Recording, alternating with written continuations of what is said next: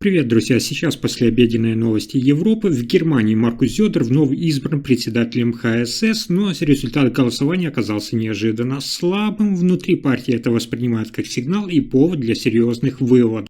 Одновременно в Германии и Европе внимательно следят за решениями Пекина. После того, как Китай ввел новые правила в сфере экспорта стали, в Брюсселе председатель Еврокомиссии Урсула фон дер Ляйен обсуждает возможные меры и ситуации вокруг европейского рынка. В Берлине продолжаются споры вокруг курса канцлера Фридриха Мерца, в том числе по автомобильной политике и перспективам для немецкого автопрома. Отказ от жесткого запрета на двигатели внутреннего сгорания в Европейском Союзе вызывает опасения относительно последствий для международной конкуренции. Не меньше вопросов и в миграционной политике. Германия временно корректирует порядок взаимодействия с Грецией в миграционных вопросах в рамках новой реформы ЕС. И еще один заметный эпизод связан с судебным решением по делу экс-министра Роберта Хабека и партии Союза Сары Вагенкнехт. Обо всех этих последних событиях Европы расскажу буквально за несколько минут.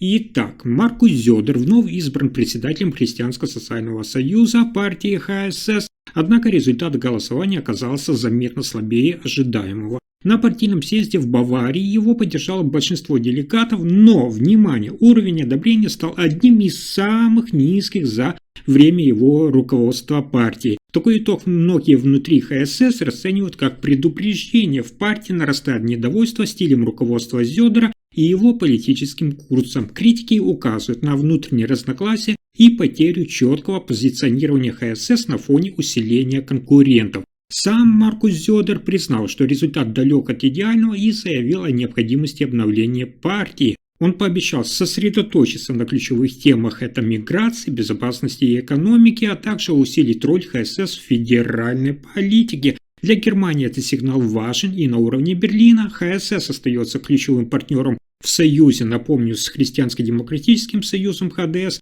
а значит, внутренняя стабильность партии имеет значение и для правительства во главе с канцлером Фридрихом Мерцем. Таким образом, Маркус Зёдер сохранил пост, но получил жесткий политический сигнал. Доверие внутри партии уже не безусловное. Следующая новость одна из самых важных для Европы и в частности для Германии. Китай вводит экспортные ограничения на стальную продукцию, что может серьезно повлиять на весь мировой рынок. Пекин объявил о новых правилах контроля за вывозом отдельных видов стали и полуфабрикатов. Формально речь идет о защите именно внутреннего рынка и регулировании избыточных мощностей. Но на практике это означает сокращение поставок за рубеж. Китай остается, напомню, крупнейшим производителем стали в мире, и любые ограничения с его стороны сразу отражаются на ценах и доступности сырья. Эксперты отмечают, что новые меры могут привести к росту цен на сталь в Европе, особенно для строительной отрасли и промышленности. Для Германии это чувствительный тоже сигнал. Немецкие компании зависят от стабильных поставок стали и уже сталкиваются с ростом издержек. На фоне экономического давления и волны банкротств любое такое подорожание сырья усиливает нагрузку на сам бизнес. В Берлине ситуацию внимательно отслеживают. В окружении канцлера Германии Фридриха Мерца подчеркивает, что Германия и Евросоюз должны снижать зависимость от внешних поставщиков и укреплять собственную промышленную базу. В Брюсселе также видят в действиях Пекина элемент экономического давления. Председатель Еврокомиссии Урсула фон дер Ляйен ранее заявляла, что ЕС готов жестче реагировать на торговые ограничения и защищать европейские компании. Решение Китая – это не просто какая-то там техническая мера, а еще один фактор, который может повлиять на экономическую ситуацию в Германии и Европе в ближайшие месяцы. Следующая новость связана с обсуждением курса канцлера Фридриха Мерца. Отказ от жесткого запрета на продажу новых автомобилей с двигателями внутреннего сгорания воспринимается некоторыми экспертами как потенциальное изменение конкурентной ситуации на всем мировом рынке. И речь здесь не о подарке в обычном смысле, а о том, что решения, которые ЕС и Германия обсуждают в автомобильной политике, могут укрепить именно позиции Пекина на мировом рынке. Дело в том, что Китай уже давно доминирует в производстве дешевых автомобилей с двигателями внутреннего сгорания и компонентами для них. Если Европа вернет или ослабит планы полного отказа от таких моделей, китайские автопроизводители окажутся в выигрышном положении. Они смогут сохранять объем производства широкого модельного ряда, а европейские компании будут вынуждены балансировать между электротранспортом и традиционными двигателями и нести высокие затраты на технологический переход. Для Германии, где автомобильная промышленность остается, напомню, одним из столпов экономики, такая динамика – это серьезный вызов. Немецкие автоконцерны долго инвестировали в электрификацию и зеленые технологии, рассчитывая опережать конкурентов, но такое вот ослабление отказа от двигателей внутреннего сгорания может отодвинуть сроки перехода и создать дополнительное давление на производителей, которые уже несут высокие расходы на модернизацию. В Брюсселе эти опасения слышны особенно отчетливо. Председатель Еврокомиссии Урсула фон дер Ляйен неоднократно подчеркивала, что ЕС стремится к зеленому и конкурентоспособному автопромышленному сектору, но любые шаги, которые делают переход более мягким, рискуют ослабить эту стратегию ЕС. В Берлине вокруг этой темы также идут жаркие дебаты. Канцлер Германии Фридрих Мерц говорит о необходимости сбалансирования экологические цели и экономическую реальность, но критики считают, что если Европа откажется от жестких сроков, Китай получит преимущество в сегменте традиционных автомобилей, что и усилит его влияние на глобальные рынки.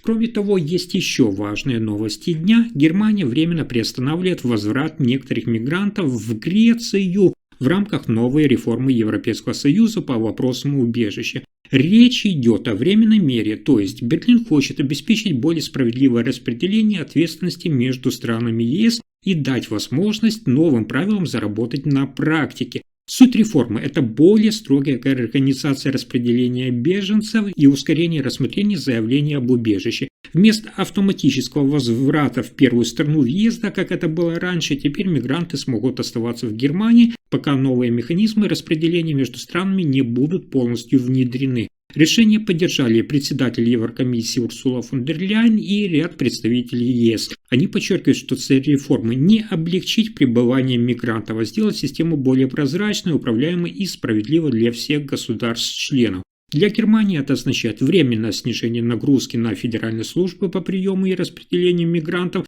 Канцлер Германии Фридрих Мерц отметил, что страна готова выполнять свои обязательства, но ждет, что новые правила будут соблюдаться всеми странами ЕС. Поэтому переходной период и может сейчас вызвать споры между странами ЕС, однако в долгосрочной перспективе такая реформа направлена именно на укрепление единой миграционной политики Европы.